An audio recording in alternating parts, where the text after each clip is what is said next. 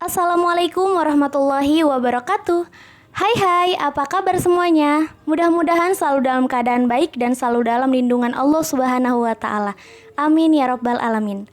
Kembali lagi bersama One Click.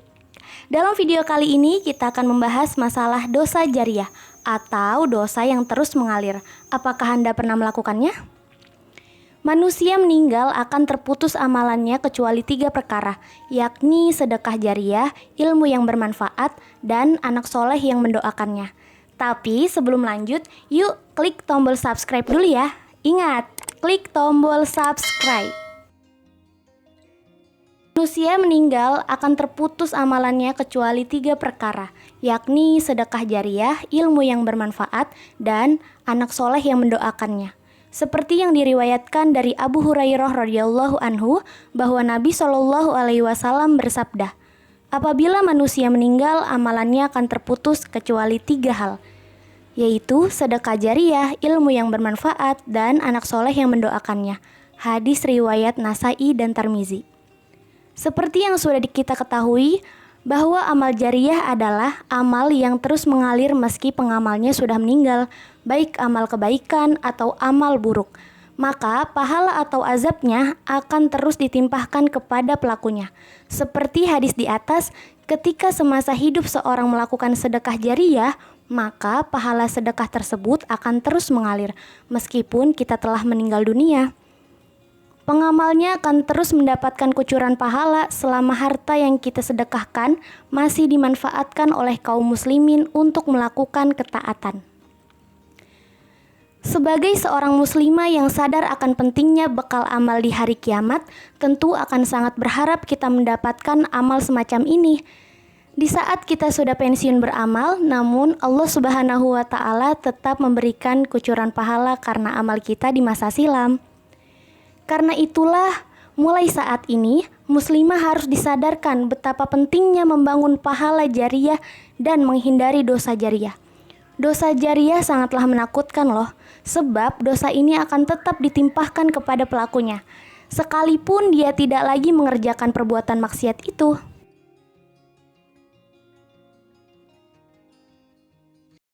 Dan untuk kepada para ibu, jangan ajarkan anak-anakmu yang meski berusia balita untuk berbangga diri karena tidak menutupi auratnya.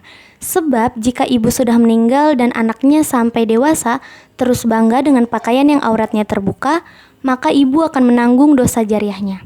Nauzubillahi min zalik. Maka bertobatlah dan mulai saat ini didik anak-anak agar berakhlak sesuai syariat. Betapa menyedihkannya nasib muslimah yang terjerumus pada dosa jariyah. Di saat semua orang membutuhkan pahala di alam barzah, dia justru mendapatkan kucuran dosa, dan dosa.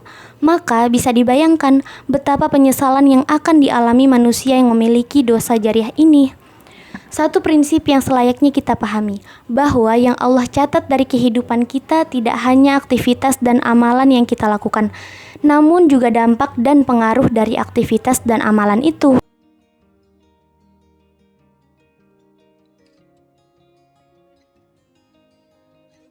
Allah Subhanahu wa Ta'ala berfirman di surat Yasin, sesungguhnya kami menghidupkan orang-orang mati dan kami menuliskan apa yang mereka kerjakan dan bekas-bekas yang mereka tinggalkan, dan segala sesuatu kami kumpulkan dalam kitab induk yang nyata, yaitu Lauhul Mahfuz.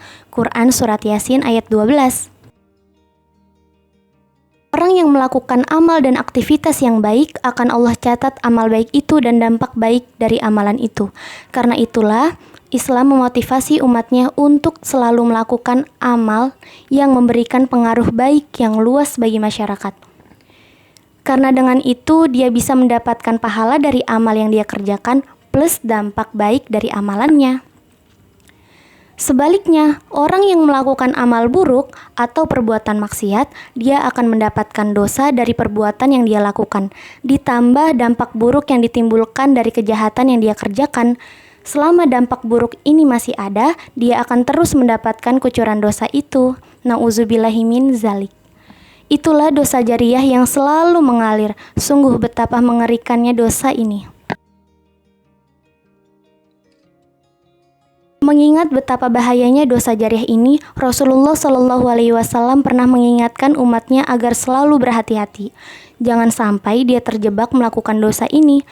Di antara sumber dosa jariah yang telah diperingati oleh Rasulullah Shallallahu Alaihi Wasallam adalah mengumbar maksiat kepada publik. Pertama, memelopori perbuatan maksiat.